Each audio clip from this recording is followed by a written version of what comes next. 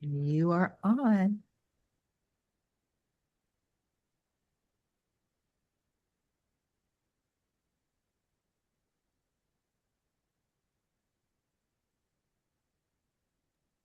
You can start now, Milani.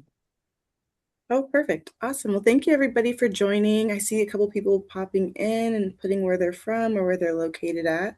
Thank you guys for joining us. Today we are going to have our wonderful Leah Medlock. She's going to explain to you guys and go over birthing and just her education on the strengthening of women. So she's going to go in depth with her PowerPoint. I'm gonna try to read all the comments and stop when I can and give more feedback, answer a couple questions. So Leah, I'll let you go ahead and start, and I'll try to keep the comments rolling in.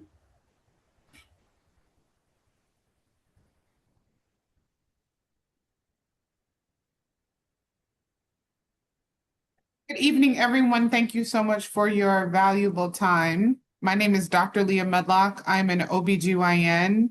I'm the founder and owner of Strengthen You OBGYN located in Silver Spring, Maryland on the East Coast. Today's presentation really comes from a place from my heart. There are many ways in which we choose to and are obligated to bring our babies into this world. My job as a OBGYN, yes, I do my deliveries in the hospital. I'm not coming to your house. I love you. So my job is to try to be a bridge between your expectations and desires while keeping you and your baby as safe as possible. But I must do that within the confines of the policies and protocols of the system in which I work in. So that's my point of view. I do apologize. My slides are very word heavy. I tried to find a balance, but it didn't work. And I'm old, so I forget stuff. So I put it on the slides. So bear with me while I attempt to share my screen. And Miss Times, please let me know what I'm doing wrong. That would be helpful. Hold on for 1 second. Share. Where did it go? Here it is.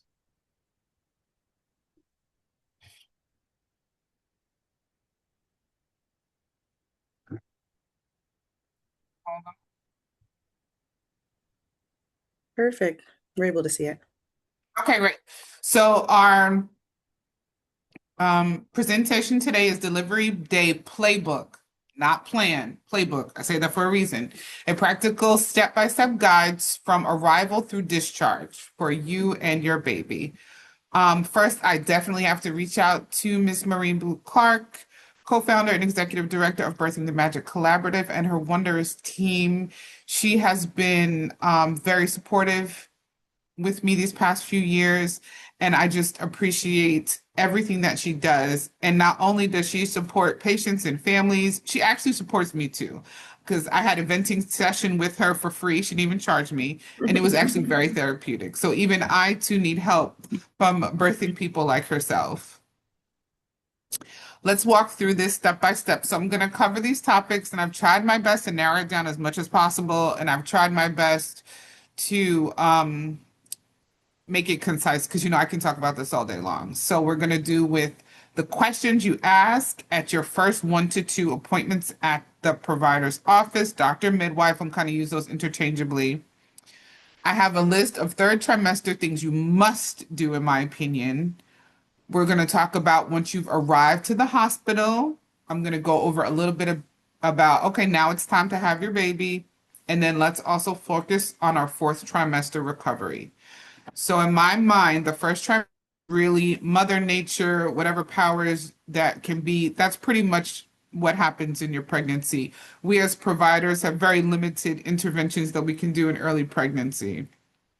Second trimester, which is really between like 14 and 28 weeks, I say that's the prime trimester for you as the mom who's pregnant. What are you eating? taking your vitamins, doing all the things between 14 and 28 weeks to promote your baby continuing to grow. And then I narrowed down the third trimester. That's my trimester from 28 to 41 weeks. Okay, that's when I take over. Am I doing all the things to make sure this baby's going to get here safely? What am I monitoring for? What are my risk factors? What do I think we need to look more at? And then the fourth trimester, that's your village. That's your mama, auntie, cousin, dad, whomever is in your bestie, your funtie, whoever's in your circle. How can they support you and your baby on the rest of this journey? So the picture displayed before, it's ideally, it is a little dated. I could tell by the decorations, but this is what your typical traditional labor room will look like. You'll have your labor bed. You'll have your warmer on the side in the room. You'll have, nowadays we have, instead of chairs, we have actual sleeping beds. Like there's a pull-out bed that you can have for your support person. Now I want to go into a little bit of definition. So the definition of a plan is a method of achieving an end, an often customary method of doing something, a procedure, a detailed formulation of a program in action, or an orderly arrangement of parts. And I cannot tell you how unorderly labor and delivery is. So I don't particularly like the term plan because I feel like it puts this restrictive kind of covenant on that and that we must follow the plan. And let me tell you right now, your baby or your patient's baby has not read the plan, doesn't know the plan, doesn't really care about the plan, is not paying attention. So I have decided to return it into your playbook. Playbook to me gives you a little bit more freedom. By definition of playbook, and we're really big football people in my house. So it's a book containing your team's plan for the game. This is the game, and it's a team. It's a bunch of people who have to come together in a coordinated effort to reach a goal. It's a set of rules, suggestions, methods that are considered to be suitable for a particular activity, industry, or job. So I like that because it puts together more than just one person. This really is a team sport trying to get this baby out. And that's also why I wanted to jump in. I'm like, this is perfect because I had a baby and I had a whole plan, a list of things going into the You doctor. did. And they were just like, okay. And I'm like, I could do without the epidural, needed that epidural. So I was like, so it was great having having you here to kind of explain that with Right. planning and kind of knowing what other options there are and like kind of to take a step back because we can plan all we Right. want, but that baby does not know. Right. Doesn't have a clue. Yeah. So questions to specifically ask at your first 1 to 2 appointments. Wherever you're located in the country, there are different practices. People have different options available to them. So I'm trying to create some of the things that are kind of traditional across the entire country. So the first question is, where does your practice deliver at? What hospital, what birth center? Do you have an option to deliver at multiple hospitals? Is it just one hospital? It is extremely challenging or even unrealistic to think you can transfer your care after like 20 weeks. It can even get tricky in the beginning of pregnancy, but it is very difficult. And that is a system-wide problem to transfer your prenatal care from one hospital system or one group to a completely different system that's not affiliated. So please, so if you ask these questions at the beginning of your pregnancy, if you're fortunate to figure out you're pregnant in the first trimester, this kind of gives you an idea of what to expect moving forward and gives you a talking point to say, what other options are available to you. But there are some people who live in counties where it's just one hospital and one group of doctors, and that's all they have to choose from. So that's the only choice you have, and that's fine. That's for many women across the country. So we're going to dive into other questions to give you the best possible outcome. Another question is your delivering hospital a training hospital? There are hospitals across the country that train medical students, nurses, residents. Is your hospital trained? Are there residents? Are there medical students? What level will they be involved in my care? Can I opt out of having those people in my delivery. And we can talk about the wordage that you really need to use to make sure that you're not offending anyone, but that your voices are heard. It's a very vulnerable situation to be in to give birth. It's very personal. And you don't want to feel like you're, a show, and that is completely acceptable. How you can express that in words, it can be tricky, but we can help you find words to use it to describe how you feel without being offensive as best you can. Another question is, what level NICU is the hospital that you're going to deliver at? So NICU stands for Neonatal Intensive Care Unit. Across the country, different hospitals have different levels. So there's some hospitals that can only keep babies 36 weeks and greater, 32 weeks and greater, 24 weeks and greater. So the hospital that I work at, our NICU is level 2, which means we can fully support babies that are 32 weeks older or 2,500 grams or bigger. Anything less than that has to be transferred to another higher level of care. So if you're at risk for delivering your baby preterm, will your baby stay here, or does your baby have to be transferred out? So you're prepared for that. Another question is, who covers your patients when you're not in the hospital, right? So if you're in the office, you can't be in the hospital at the same time. So is there another group that covers for you, especially on the weekends? If you go into labor on the weekend, coverage can be very different. So some groups cover their patients during the week, but on the weekends, there's another group. Some patients will never, some groups don't go in the hospital at all, and they have like hospitalists, which are doctors who just work in the hospital, deliver their patients. Some groups have midwives and doctors, a combination of both. So who covers for your group? Who can I expect to be in the room when I deliver?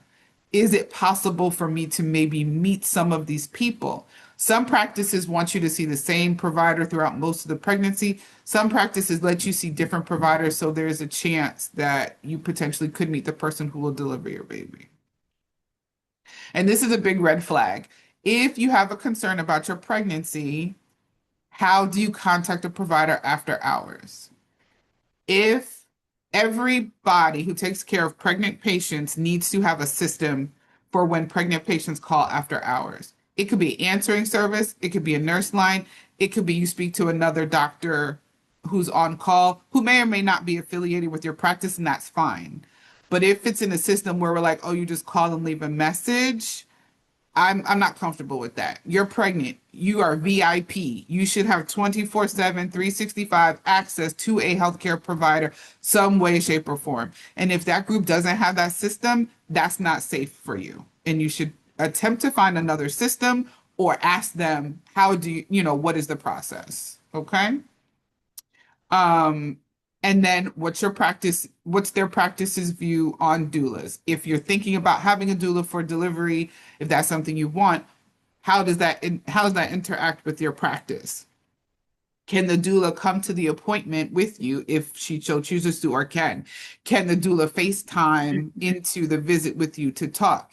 I like to meet the doula before mom's screaming and yelling in pain, right? Let's try to at least, she don't have to come, but let's at least have a conversation like, hi, how are you? This is me. This is you. What are your questions, right? My goal for all doulas is that we collaborate and we don't compete.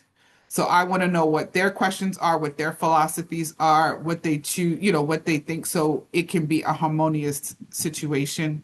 The worst case scenario is when the providers and the doulas are not seeing eye to eye. The only person that affects is the patient, and then it makes the experience not what it needs to be. So what's their view? And if you choose to have a doula, or their doulas on the call, I encourage them, let me know.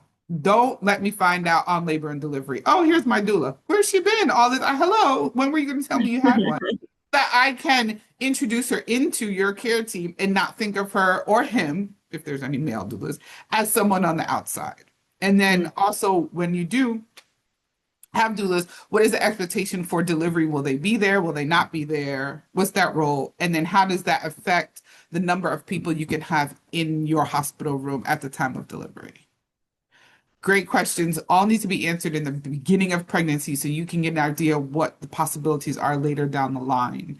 And I feel like that's what creates such a challenging situation in delivering in the hospital because there's so many variables, change of shift. People can't live in hospitals. We have to go home and rest too. So if you know how the flow goes, it can make it a little bit better for you. All right. So who's on your team? This is your team, right? This is game day. Who's on the team? You have your doctor, your midwife, who's covering, who's cross covering. On the labor and delivery unit, you have your charge nurse, right? So think of your charge nurse. She is the captain of the ship for 12 hours. Most hospital systems, most people work 12, 7 to 7. That's majority of most hospital systems. So the same people will be there for 12 hours. The same people will be there for the next 12 hours. That doesn't mean you'll have the same nurse your entire 12 hours because sometimes they do have to change assignments. But that is the supervisor, you could say. Then you'll be assigned a labor and delivery nurse. That may change. They may not be the same nurse for 12 hours, depending on if you deliver, if something changes. Assignments do change. You'll also have your patient care technician. So this is like the support person for the labor and delivery nurse. If you need blankets, if you need water, if you need your nurse, they may check in on you to make sure you're okay and ask you if you do need the nurse. Some patient care technicians even will hold your leg when it's time to push. They can be as involved or as not involved, as they can be. They often are responsible for the instruments in the room for vaginal deliveries, making sure the instrument's okay, and kind of like a runner in case people need something. If you choose to have some sort of medication, traditionally speaking, many women in this country do get an epidural. You'll have an anesthesiologist involved in your care. Now, if you're at a teaching hospital, you'll have an anesthesiologist resident. Usually that's if you're in a teaching hospital, it's usually a resident who will place your epidural, but the attending is kind of around. Some hospitals also have what's called a certified nurse anesthetist, the CRNA. That's another specially trained nurse in anesthesia who may also place your epidural. They don't work in isolation. Both of those, people, are competent enough and they're trained and they have an attending around to help. You may have a neonatologist that is a specially trained pediatrician who did extra training to take care of our little ones, usually less than 36 weeks, or a pediatrician who usually takes care of your term babies. Once you deliver, there's a postpartum nurse and a postpartum charge nurse who will be assigned to you. There's always a lactation consultant, a lactation nurse somewhere in the hospital. And then your team is also your support person, your families, your friends. Who are you letting into the hospital with you at this time? Okay, so here we go. Please take pictures, write this stuff down. This is your must third trimester to-do list. Number 1, where's the damn hospital? How do you park? Do you have to pay for parking? Oftentimes, if you come in the hospital at midnight, there's only one entrance open in the hospital, and that is the emergency room. So know what time the main doors close. So, okay, it's midnight. We have to go to the emergency room. Okay, it's 3 p.m. The main entrance is still open. Where do you park the car? Some hospitals even have parking for moms and dads. Oftentimes, if mom is like really, really laboring, dad can just kind of like park the car temporarily, and then auntie can take the mom upstairs, those type of things. Do you need a birthing class? Have you birthed before? Do you have additional questions? Many hospital systems often offer birthing classes. There's some that are available online. They can be very helpful, especially for first-time moms, but they can still be helpful if it's been a while since you've had a baby or you want to be more prepared this time. Who is your support system? Who is going to be in the room with you when it's time to deliver? How many visitors can you have versus how many people can be in the room when you deliver? This has gotten much better since now COVID is over. Our hospital, you can have up to 3 additional people in the room with you. Keeping in mind, this is a very intimate time in your life, right? Like, does your brother-in-law really need to be there? No, not really. Or the uncle, no. I'm sorry, that was internal. Just be mindful of who you're letting in your circle, who's going to be there. You are going to be exposed, very, very much so. And you have to kind of be comfortable with that. Please, please, please pay the bills, pay the car note, pay the rent, pay the mortgage. Someone go get groceries, get the meal plans going. Who has the meal cards? So for one of my friends, we did the baby shower, and all she wanted was Grubhub, DoorDash, gift card tree of all the That's places so where she could smart. order food every week. She was like, I want this, I want this. They brought it to her house. She lived a great life. Um, Pack your hospital bag, things that you need for yourself to keep you comfortable. Your lotions, your shampoos, your hair products, your night scarf, your bonnet, your slippers, your socks. Most hospitals do offer a gown for birth. Whether or not you choose to use your own gown is your choice, knowing that that gown will get very dirty during birth and you might not want to clean it again. But most people will definitely let you wear whatever you want to wear postpartum. Get your nightgowns, your breastfeeding friendly items, all that stuff. Bring your charger. I encourage patients, bring a Bluetooth speaker, bring your tablet. You might be there for a while. Who knows? It's important to think about all the options. There is a risk. So do you have a living will? Do people know what your wishes would be? Those type of things. Please, please, please pick a pediatrician. Do not push the baby out and not have a pediatrician. No, Mhm. you cannot make an appointment for your pediatrician until the baby has a birthday. Look around, ask your family and friends, go to Google, who's the pediatrician? You call the pediatrician, you say, hey, are you taking new babies? Do you take my insurance? Most likely your baby will have your insurance. And then they say yes or no. You say, great, I'm going to deliver in January. Do you think you're taking new babies in January? Yes, good, okay. Those type of things. Who is going to watch your other babies while you give birth to this baby? Who's going to take care of Fido or your dogs or your cats? Who's going to water your plants? You could be in the hospital for over a week if we're talking about being induced, giving birth, and recovering. Somebody needs to be able to make sure, everything at home is going okay. Order your breast pump third trimester. Most insurance companies will let you order your breast pump before you deliver. Some are more stingy and won't deliver it to your house until like the day before your due date or something stupid, which I found out. But you can usually order it. Some hospitals have breast pumps in the hospital they can give you before you leave, which is great. All you need is a prescription from your provider, from your nurse midwife, saying, yes, you're pregnant. Yes, you need a breast pump. And most breast pumps are covered or at low cost. Did you have challenges breastfeeding? Do you want to try again? Just because you couldn't breastfeed the first time with your first baby doesn't mean you're going to fail the second time. Every baby's different. Every pregnancy is different. Do you want to speak to a lactation consultation before you give birth? That's an option that's available to you. They usually will have them in the hospital on the postpartum unit. You need your car seat. That is a must.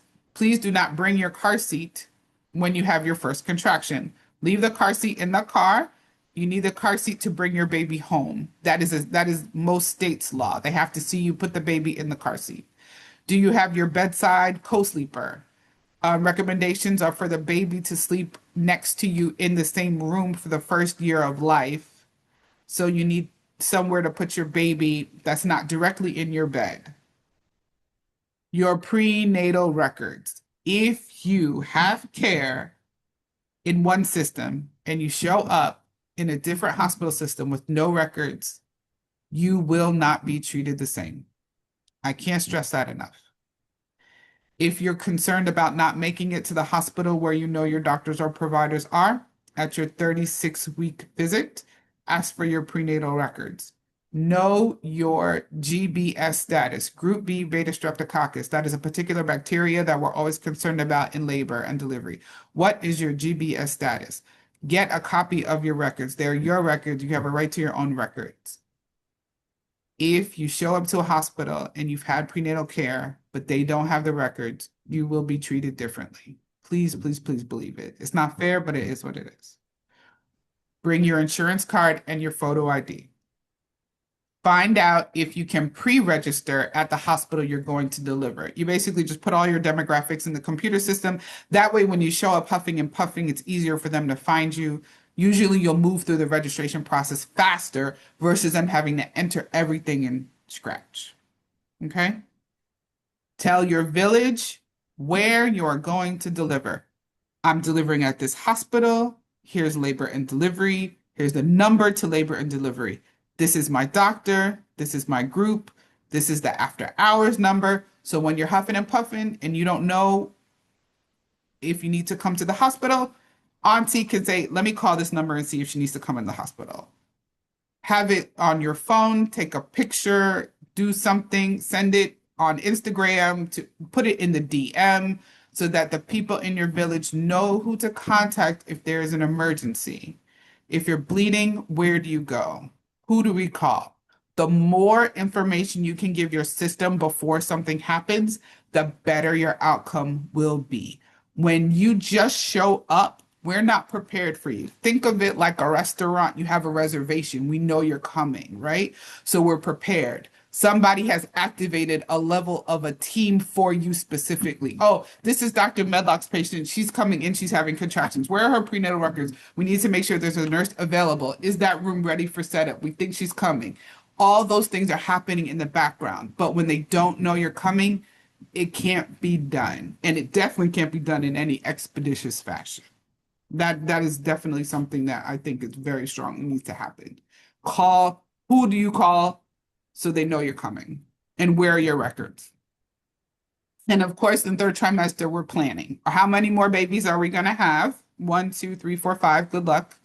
Do you need any type of method to prevent pregnancy in the future? The recommendation is to space children out about every 2 years. That's not an option for everybody, which we definitely understand. If you have your babies closer together and you're happy, great, we're happy for you. If you're like, no, I don't want any more babies, or you're considering sterilization, is this a procedure that can be done in the hospital that you're delivering at, or will you have to come back after this baby's born to have that procedure done? Can you have this procedure done if you're having a C-section at the same time? These are all questions to ask in the third trimester so you know what's going on and there's no surprises. All right, so I had to bring up some kind of birth plan because we're talking about birthing. There are 11 birth plans on the internet. And I looked through some of them and I was like, what is this? What is it asking? I didn't even know. So this is a birth plan that was started from my organization, American College of OBGYN. It's very generic, it's very basic, and it kind of gives you a short review of things that, you know, you could opt for, so on and so forth. I'm not advocating that you give this birth plan to your patients or that this is the one you use, but let me say how to say this delicately. Are birth plans supported? To some extent, yes. We will ask you your preferences, absolutely.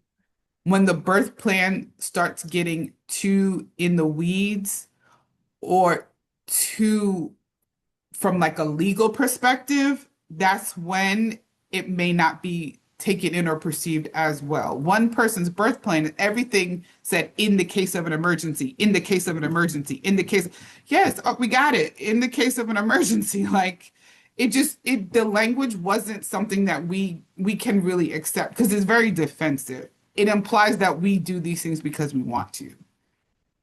And that's not the tone you want to set. And unfortunately, you know, we're in this system. This is what we got. This is when, you know, the good Lord chose to put us on the planet at this date, time, and age. So we got to work with what we got. So having a birth plan is perfectly acceptable. Talking about it, absolutely. But my advice is keep it simple. Keep it more simple. And like, you know, not everything has to be in the event of an emergency. Like that's kind of like it's a little bit of like triggering language for healthcare providers in general. Yeah. But this is just an example of one. It's good that Okay. you said that as well. I was like, I had a whole list and had everything written out and went over and they're like, okay. And I'm like, well, can we do this? Can we do that? And like, well, let's wait till we get there. Because Right, everything always exactly. changes. Yeah. Yes, that is definitely that's why it's a playbook, right? Yeah. What's the gameplay? It's not a plan. We're going to change the play based off how the game is going. Not that I'm Hmm. calling labor and delivery a game, but it's a good analogy. Okay, Yeah. so now we're at home. We're riding in it, and all of a sudden we start having some pain. Oh, it hurts. Oh, it hurts. Okay, great. So, starting of labor. Early labor, by definition, is the beginning stages of cervical dilation up to about 6 centimeters. Early labor can take about 6 to 12 hours, but we all know early labor can take much, much longer than that. Active labor is from the time you're about 6 centimeters to 10 centimeters or when it's time to push. Typically speaking, most hospitals will admit you around 3 to 4 centimeters with regular contractions, or if you don't have any contractions but your water is broken. So typically speaking, most hospitals do not manage rupture of membranes outside the hospital system. The risk is just too high for us. It doesn't mean you're going to have a C-section, but it does mean that we do need to monitor you closer. Your water is broken. There's increased risk of infection. There's increased risk of cord prolapse. There's increased risk of vaginal bleeding. And that's why we need to kind of keep an eye on that closer. This is for patients who are term, babies coming, not the stuff necessarily beforehand. And I'm just going to address pain management very quickly shortly. Typically speaking, in most hospital systems, you have two options for pain management in terms of medication. There is IV pain management medication, which is best done in the early stages of labor. It lasts about 2 to 3 hours, and you can have about 2 doses, maybe 3 doses. But as subsequent doses happen, the medication doesn't work as effectively. And the hope is that your labor is progressing anyway. You can opt for what we call an epidural. An epidural is medication, numbing medication through the spinal cord, and you're numb effectively from the waist down. This is something we usually like to reserve for patients who are in more active labor, traditionally speaking, maybe around 5 centimeters. This is not the end all be all. I'm not saying you can't have an epidural at 3 to 4 centimeters. It really depends. Is this your first baby? How thick is your cervix? Do you show signs that you're transitioning into more active phase of labor? Keeping in mind that you're not the only lady or that's not the only patient having a baby at that time. There's usually only one provider on a unit who can provide epidural placement. Sometimes two, depending on the hospital system that you are in. And then an epidural usually takes 40 minutes. It usually takes 20 minutes to place and 20 minutes to be effective. So some philosophy is if we think your baby's going to be born in 40 minutes, we can coach you through it because you've gotten through most of the hard stuff yourself. Typically speaking, before an epidural is placed, we would need your blood count. We want to make sure that your platelets are normal to make sure there's no risk of bleeding after epidural placement. So that's usually a must. Some sort of blood count or platelet count at the time of admission, or maybe a week or two beforehand is usually acceptable. Is there a hard cutoff for when you can't have an epidural? No, there's no hard cutoff. If someone tells you you can't have it at 5 or 6, that's not true. It's just not true. It really depends on how you're coping with labor, how baby's descending through the birth canal. Is an epidural mandatory? Absolutely not. You do not have to have an epidural. There are a few medical conditions that are more rare that I will recommend for patients who have challenges. Some patients can have problems with the fluid in their brain and they can't bear down. Sometimes we do recommend it for those patients, but no, it is definitely your option to decline. However, I have to say this to my patients and my doulas, please do not sit on the couch for 9 months and then come into the office and say, I don't want an epidural, and you have not moved an inch in pregnancy or labor.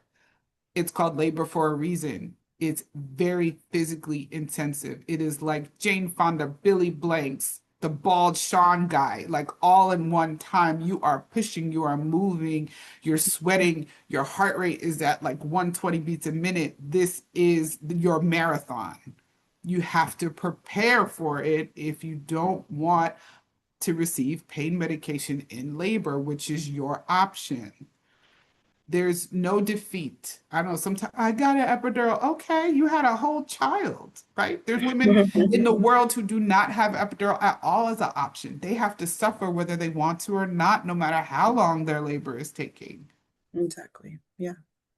So I want to disclose this myth about epidurals required. No, it's not. However, you must be an active participant in the pregnancy and the physical aspect of labor in order to have a successful vaginal delivery without pain medication. Or specifically about epidural, because sometimes you can have a couple doses of the IV medication, then it's time to push and you're ready, so on and so forth. Epidurals in themselves do not cause pain like that. A baby in your body definitely causes back pain. So yes, there's some women who have complications from the epidurals and do have back pain, but majority of women who have back pain, it's after the baby's born. All your stomach muscles are a lot looser. Your alignment is off. You're not walking right. Your gait is off. You've been carrying this load that's been holding you in a certain place. It's gone. You're walking funny, and that is not comfortable. It just hurts. All right. So I just wanted to create this random slide of things that I perceive as what we call standard hospital practices. So there are some things that are your option, but there are some things, and this is across all hospitals in the country, that really are considered standard of care, something that we feel will keep you safe as possible and your baby within the parameters of the hospital system. And if you choose to decline them, which is your choice, you are setting the stage for like the rest of your delivery. And I just want you guys to have the best experience possible. So while I do encourage autonomy, I have to practice within the confines of the hospital system that I'm in. If I don't, I lose my license and I can get fired, and then I can't get another job, right? And that's true for me, that's true for the nurses, the charge nurse. So it's not us fighting you all the time because we feel like you need this or you have to have this, but we are in this position. We want to keep our livelihood, and above all else, our goal is to keep you safe and your baby safe. So we do recommend the IV placement. You have a catheter, plastic catheter in the vein somewhere in your hand that allows us to either give you fluids. Sometimes you may need pain medication. Sometimes you may need contraction medication. Sometimes you need medication to help your uterus contract down after birth. An IV is pretty standard of care. Do you need continuous running fluids in the IV? Most women don't actually, especially if you have that support person who's like, here's your water bottle, like taking sips all day during the labor process. You may not need a continuous infusion of fluids. However, the uterus is a muscle. And as you know, any muscle, if it's not hydrated, it does not work well. So IV hydration or PO hydration can help your uterus contract more efficiently. Taking your blood pressure. Please, we have to take your blood pressure. We have to make sure your blood pressure is in a relatively normal range. Please don't fight us. We just want to make you safe. We will do some preliminary blood work. We want to make sure that your blood count is normal. We want to make sure that if you lose an estimated amount of blood, that your blood count won't drop too much. We want to make sure you have those platelets that help your blood clot. So when you do give birth, your blood will be able to clot down so you won't lose too much blood. Typically speaking, there's a warmer for your baby after birth. The warmer is regulating your baby's temperature. Babies cannot regulate their temperature as much as possible. So most rooms do have a warmer. What else is on this? I will address these three things are the ones I feel like need the most conversation. Okay, fetal monitoring. When you have a contraction, the blood flow to the uterus stops. Therefore, the blood flow to the placenta stops.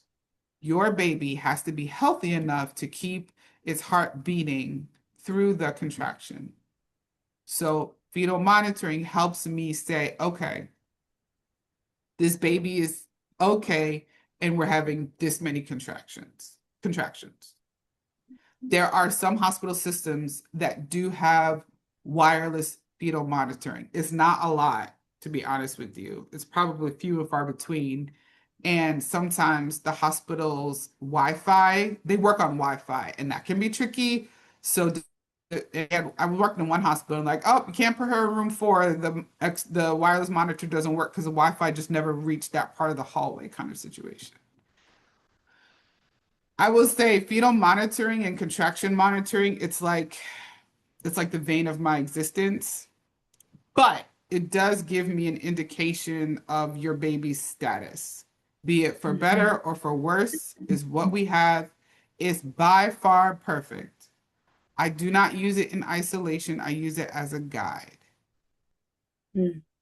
Most hospitals have to use it in some way, shape, or form. We have to make sure your baby's tolerating labor. Labor is very different from you just kind of being pregnant and walking around. There's additional stressors on the baby. Mm-hmm. I will talk about this picture I put to remind me to talk about, typically speaking, and this is not a standard hospital practice, but it is done, what's called an amniotomy. That's where we break the water bag around your baby. There's many reasons why we do it.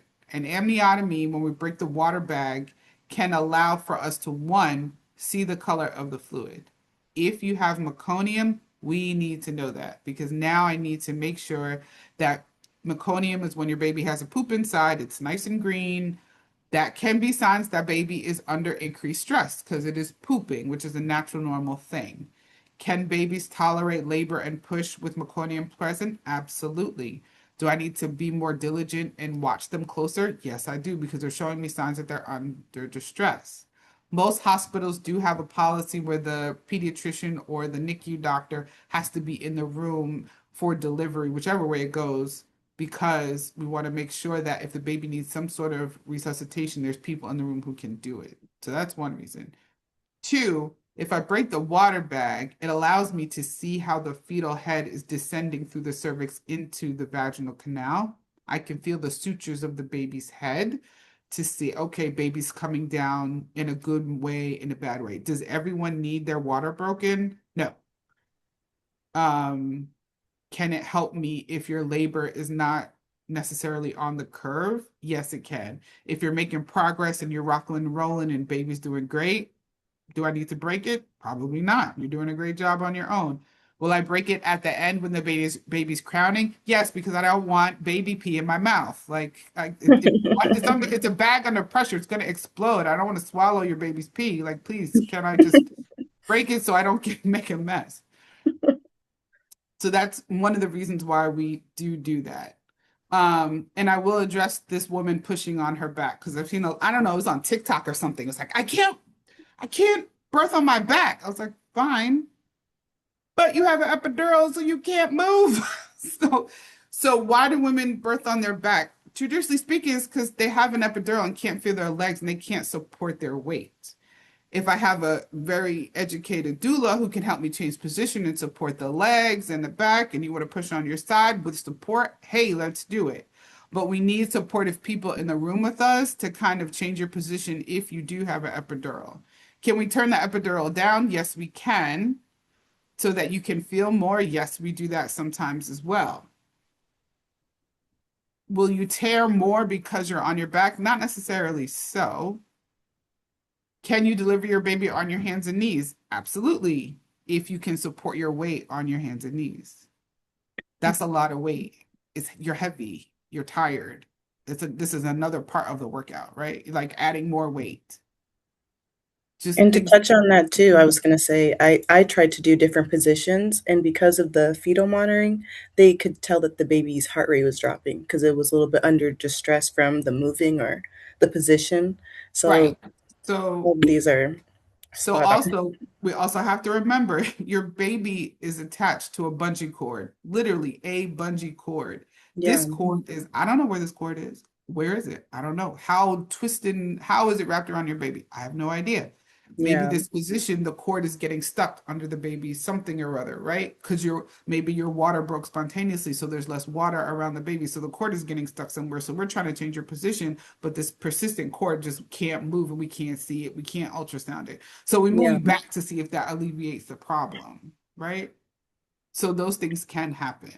I don't want the message to be that we want all patients to push on their back. No, we don't. But if you can't support your own weight, I'm not holding you up, lady. So that's generally the position. Why? Because of that. But if you have free movement and you can move and you're coping and you're breathing, do what feels natural to you, move around. I did hear someone say, no, you can't move in labor. That's wrong. They shouldn't tell you that.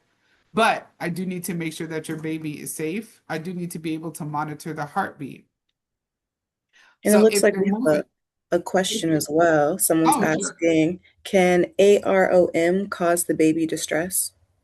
Absolutely. Or SROM, spontaneous rupture of membranes, or artificial. It don't matter. However, the membranes rupture, yes, you can get fetal distress because your baby's floating in this pool and the cord is around it some kind of way.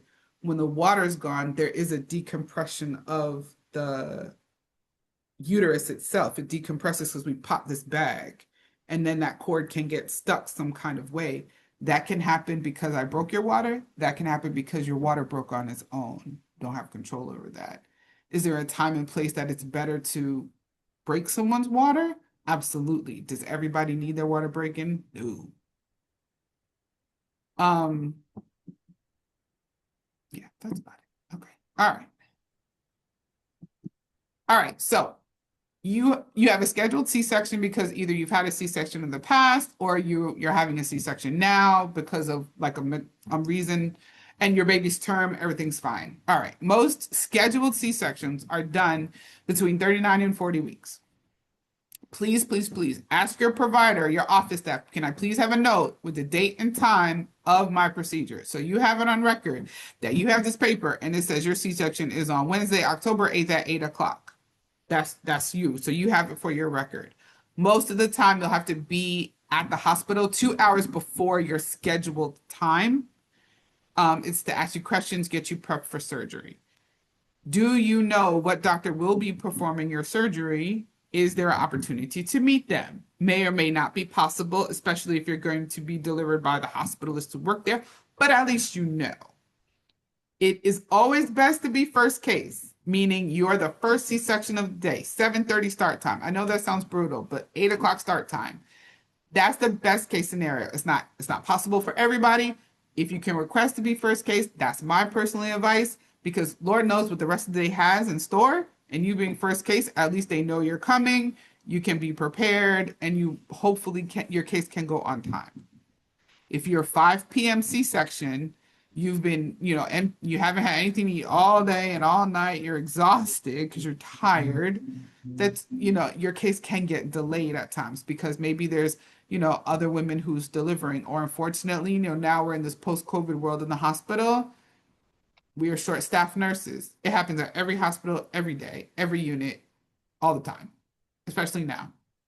So we're not going to C-section unless you have an assigned nurse who can take care of you in the OR. And when we do C-sections, you usually need 2 nurses in the OR. So if we don't have those 2 nurses available, your C-section may get delayed. You may be asked to come back another day. That's harsh. I'm sorry if that happens to you. Typically speaking, you can't, the midnight before your C-sections when you can't eat or drink anymore. Please ask your provider or what's the hospital policy on clear liquids. Some hospitals will let you have clear liquids 4 hours before your C-section, but that's hospital policy, but you can ask. Typically speaking, you can have one support person in the operating room who you choose for that one person to be.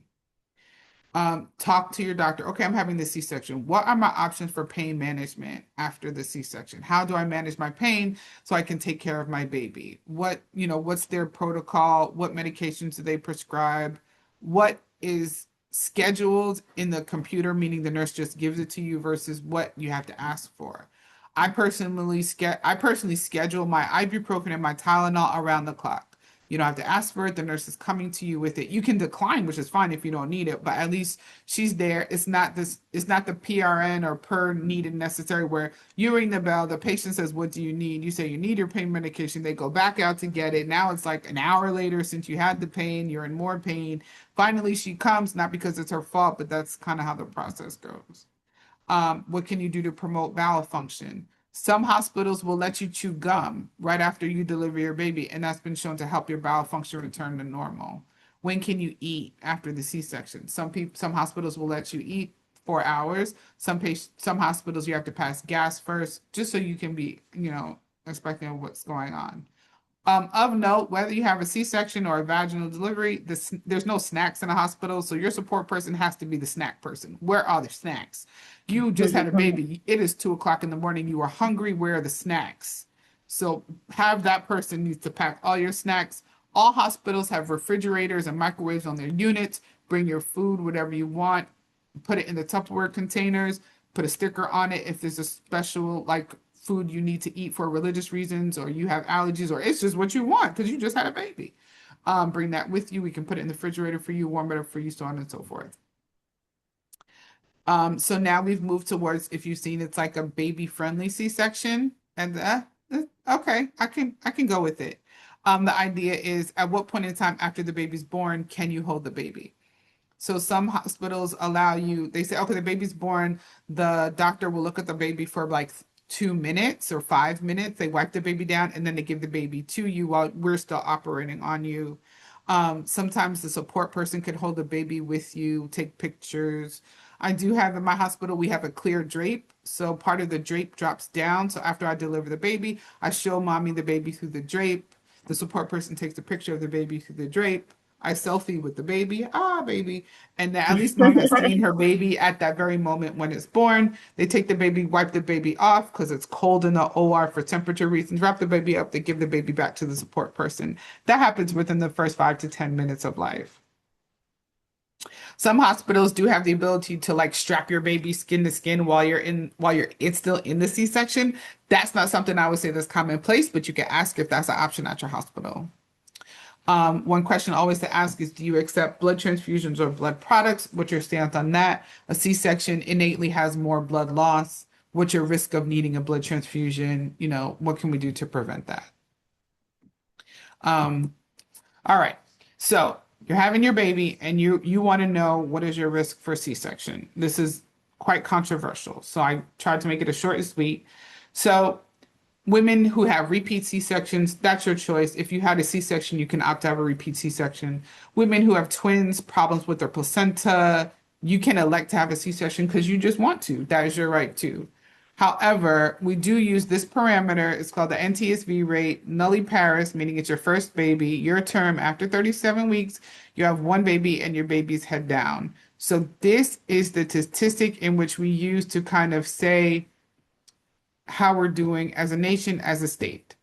This rate was 25% in 2024, national average.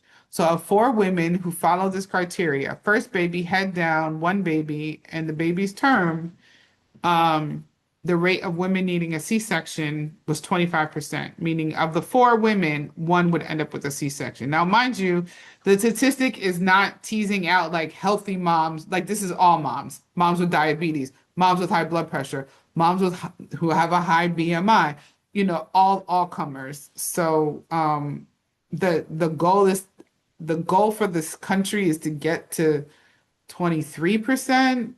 I'm not sure if that's statistically significant or how they came up with that random number, but that's the goal for this group of women. Does having an induction labor increase your risk for C-section? That is yes and no. Depends on how your gestational age and what your indication is for C-section, right? When we do inductions for different reasons, we're taking into account your gestational age, your past obstetrical history if you have some. What is the indication? Is it because you're 41 weeks? Is it because the baby's too small? Is it because we think the baby's too big? What are the reasons? So there's some disease conditions in which it is definitely recommended to have an induction because our goal is to deliver a happy, healthy mommy and baby, however that may be. I'm talking about conditions like chronic hypertension, preeclampsia, diabetes. These are conditions that are very serious and have long-term complications on mom and very instantly can be involved in the labor process. Reasons why women have C-sections when we're trying to have a vaginal delivery, I just named the top 4. Usually there's some sort of fetal distress. Baby is showing us signs that they're just not coping with the labor process. Arrestive dilatation, meaning you got to 5 centimeters, we twisted you, we turned you, we tried to give you contraction medication, we did all the things, we spun you like a top, and you're still 5 centimeters. This baby's just not coming down. Arrestive descent. You're completely dilated. You've been pushing for 2 to 3 hours. There's no baby. You're getting swollen. We're trying our best. You're running out of steam. Baby may not be in a position for what we call an operative delivery, where we either place forceps or a vacuum on the baby's head to try to get them to come out, which is also an option. Or just generally what we call cephalopelvic disproportion, meaning we just feel like your pelvic bones are in a structured way that baby's just not able to come down. And that's definitely a thing. My advice, if you want to have the conversation with your provider, whoever they may be, is please do not ask us what our C-section rate is. It's not really helpful information, and it can be deemed in an inappropriate way.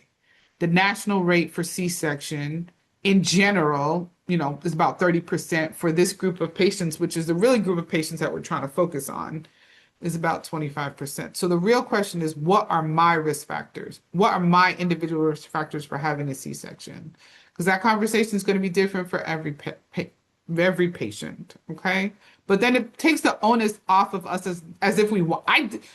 You see the bottom line, I do not like C-sections. It takes longer. I'm tired. I have to pee. I'm having a hot flash.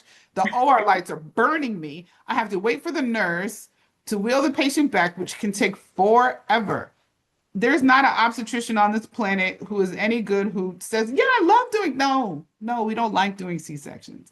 I don't get paid more really for doing C-sections because it's more work for me. And I'm assuming a higher level of risk. So please, that's a misconception. I don't like C-sections. I'm tired.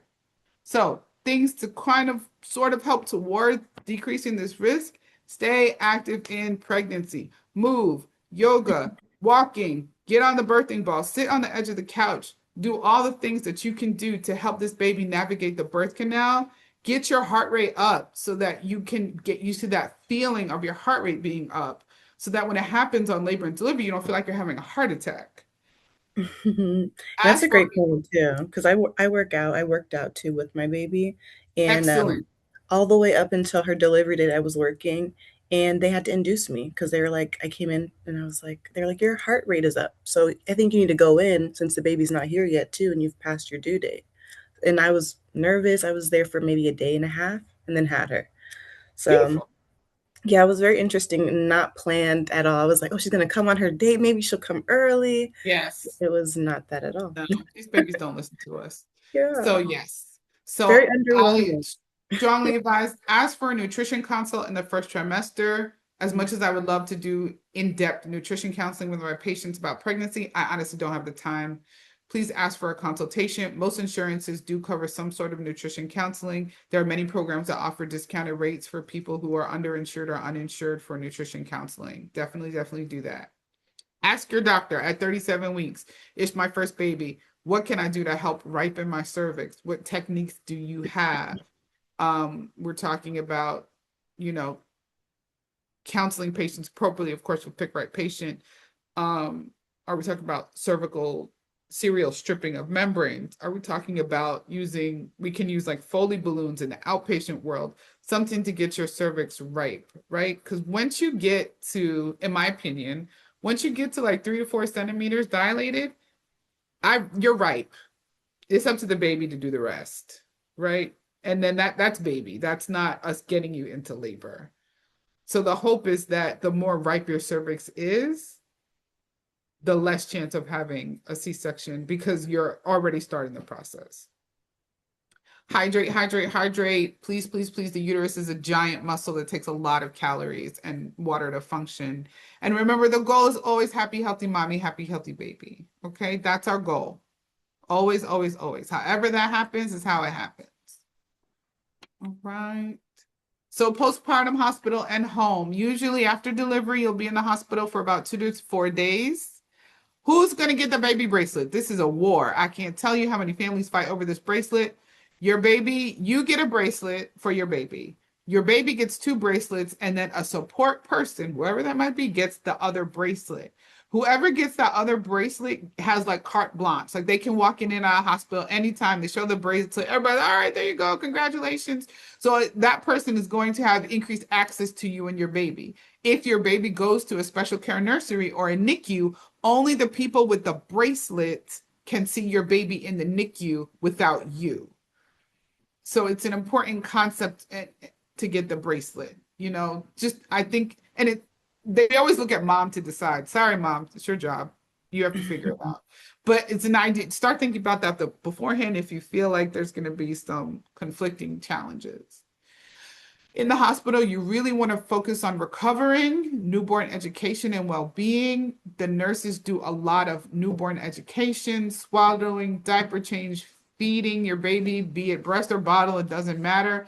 Please, please, please ask to speak to lactation support. If you already have your breast pump, you can bring that to the hospital for them to look at your breast pump, figure out how to hook it up, and make you knowledgeable. A lot of breast pump companies have tutorials online about how to use their particular breast pump. The hospital I work in is very like breast pump happy. I don't really think if your baby is doing well and your baby's latching well, that's all you need. You don't need the damn breast pump right away. I feel like it's too much. It puts too much stress on mom, especially since babies cluster feed a lot in the beginning of life. So if your baby's eating every half an hour, when do you have time to pump? You don't. Forget the damn pump. Once your baby gets a rhythm, is able to drink more at once, you'll find opportunities to introduce pumping into your schedule. Not to just saying pumping is very important. It does help you maintain your milk supply. And as your milk supply is coming in that third and fourth or fifth day after your baby's born, that milk, because your baby's usually not able to drink it all, it can be stored very well and can help you rest while someone else feeds the baby. But that doesn't happen in the hospital. It happens like on your way home or that week. Hydrate, hydrate, hydrate. You had a baby, you lost a ton of fluid, you lost some blood. Please, please, please hydrate, hydrate, hydrate. Now you just had a whole baby. You look a hot mess. Love you. You do. I did. Ooh, child. Please, please, please do not have the entire village visit you in the hospital. FaceTime, send the pictures. Thank you so much. I love you, but I need to rest. So I don't advise you, unless that's what you want. If you want the whole village to come in the hospital and you're okay with that, great. But don't be afraid to be like, I need a minute. Here's what the baby looks like. I'll see you later. In the hospital for babies, we focus on these 4 things: the hepatitis vaccine, the vitamin K, erythromycin ointment, and RSV when it's in season. RSV is new, respiratory syncytial virus. It is a viral infection that's been around for a while. We have proteins now that we can give your baby so they don't get infected. It's seasonal. It follows the flu vaccine more, depending on the state you live in. It's something that we did start offering to babies in the hospital like this past year, so it's going to continue. These are the things that will be offered to you for your baby. If you're uncomfortable with them, please speak to the pediatrician on call. There's a pediatrician who will be seeing your baby or a nurse practitioner while your baby's there. You can ask them these questions about them. You don't have to have them right after the baby's born. If you want to wait the next day to go through them, absolutely do so. Before you leave the hospital, you need to make the appointment for your baby and you need to make the appointment for yourself. Some groups or hospital systems will make your postpartum appointment for you before you leave, but if they don't, make sure you have an appointment so you know the date and time. Most importantly, so the appointments don't conflict, because you can't take your baby and you to the doctor at the same time. Now you can bring the car seat. The benefit of delivering in a hospital system is we have the power to record the birth. We have the power to present that information to the state, and you can get your birth certificate and you can request a social security number for your baby. That paperwork is filled out in the hospital. Most times we forward it to the state. Most hospitals forward it to their state of about 2 to 4 weeks. Usually at 4 weeks, you can request the birth certificate from the state. We do not provide you with the birth certificate. We can provide you with the discharge instructions saying when your baby's born. But one father was like, do you have the birth certificate? I was like, no, I don't issue that. The state does. And that takes about 4 weeks. going through your mind again when you're getting home, who do you want to see when you walk in the door? You want to see your other babies, you want to see your pets, you want to see your plants nice and hydrated and watered. Who would you like to have you welcome home? Is your doula going to be there for the first couple days? You know, cousins, aunties. Again, I don't recommend the entire village. Everybody wants to see the baby. Absolutely. Okay, follow up after delivery. So now we're doing our Monday morning quarterbacking recap. Okay, the game is over. If anyone is a sports fan, Monday morning is when they criticize everything that happened over the weekend. But like the game is over now, so we can't change anything. So typically speaking, you will have appointments between 1 and 6 weeks after you deliver, depending if you have a C-section, vaginal delivery, or complication. That's the window of time you yourself will have appointments to see your providers. Ask your provider, how did everything go? What do you think? Even if that wasn't the provider who delivered your baby, they should have read your delivery summary and your postpartum care. So they should be aware of any complications you've had, and they should be able to read the notes and see like how everything went. How did everything go? You know, was there anything that could have been done differently? You know, just get their opinion. You know, you're not being offensive, you're just asking. Are there any risk factors that I will have in a subsequent pregnancy that I had now? Are those risk factors modifiable? If you had high blood pressure in your pregnancy, you most likely will have it again in your next pregnancy. What can we do in between pregnancies to get that blood pressure more controlled? Do you need to continue your blood pressure medication now that the baby is born? Do you need to continue to check your sugars after the baby is born? Those type of things. Please make an appointment to see your primary care provider. Your primary care provider and your OB team don't look at you the same way. And it's a good idea after the 3 to 6 month mark to check in with your primary care provider. Hey, are there any disease processes that I need to be screened for? You know, how am I doing from a primary care perspective? Just to touch base back with them. If you had a C-section, ask your provider, am I a candidate for a trial labor after cesarean section?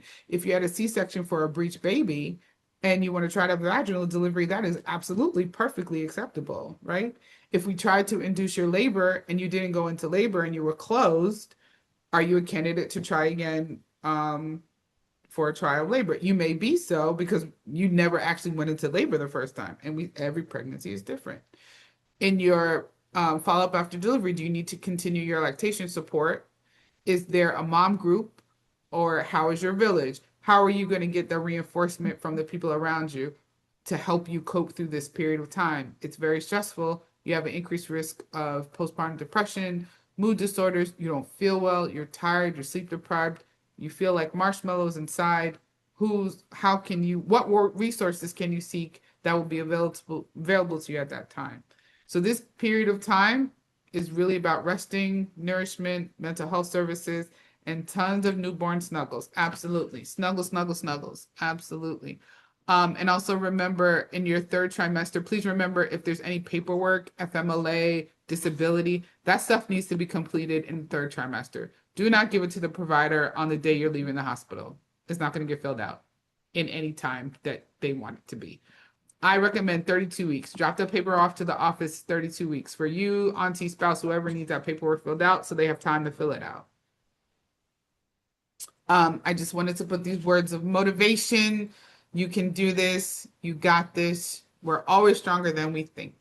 Okay. Thank you for listening to me talk. I hope this was somewhat informative. And Thank I'm you so happy to take much. any Yes. questions. You did great, Dr. Leah. We really appreciate. I know I really appreciate this kind of getting a playbook on what to expect having a baby, and it seems like a lot of other people too are really appreciative of you just explaining it and bringing it all to the forefront. I feel like we maybe ask questions, but maybe we're not asking the right ones.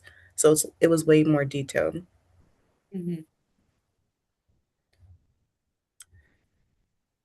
Yep, and everyone, yeah, just saying thank you, and that was super helpful, especially coming from a doctor. Please email me, reach out if you have any other questions or concerns, or even Can you put the contact info oh, slide sure, sure. up Hold again? on. Wait, now you're asking for technical. Wait, here it is. Here we go. Got it. Absolutely. We can also email it with the recording. We'll Oh, share the recording and we can share the website for Dr. Leah's practice in case anyone's in the area, and then also her social media. She does some cute informative um, My little best. learning snippets for us. But still, even if you're not in Maryland, you just have questions, please reach out. Oh, you're so sweet. That see why I Yeah, love can her. always be If here. I was young and having a baby, I'd move to DC just to deliver with you. Mhm. Thank you. I've known her for what, 3, 4 years now, and I've just Yes, never seen you yes. not be so compassionate and human, and she cares so much about. I bet she knows every patient by name. I could do an ad for you. I just think you are Thank you so much. an amazing practitioner. Well, thank you all for joining us and sticking it out. I know it's late for you guys. It's still early for Milani and me. Mhm. But thank you so much. We will share the recording with you so that as you're preparing your birth playbook, and then as you Yes. are doing your preconception, now that we know that 50% of us don't do that, but we should, you can go back and refer to these notes because Dr. Leah was so right about selecting your care team. I had someone say not recently that I love the analogy. She said, we plan our wedding for like 2 years and we will research the hairstylist for like, 6 months or whatever and talk to everyone, but we don't really look at the physician and ask what their, what are their protocols or how do they approach their practice. Not everyone is the same. Not everyone was trained Mhm. in the same way. So finding someone that will sit down and talk to you the way Dr. Leah has to with us tonight is beautiful. Yeah. Christine says, "Come to New York." Like anytime, absolutely. Well, thank you all so much. Thank you, Dr. Leah. Love you, and we'll talk to you all soon. Yeah, thank you All so right, good much. night, everybody. God bless. Good night. Bye.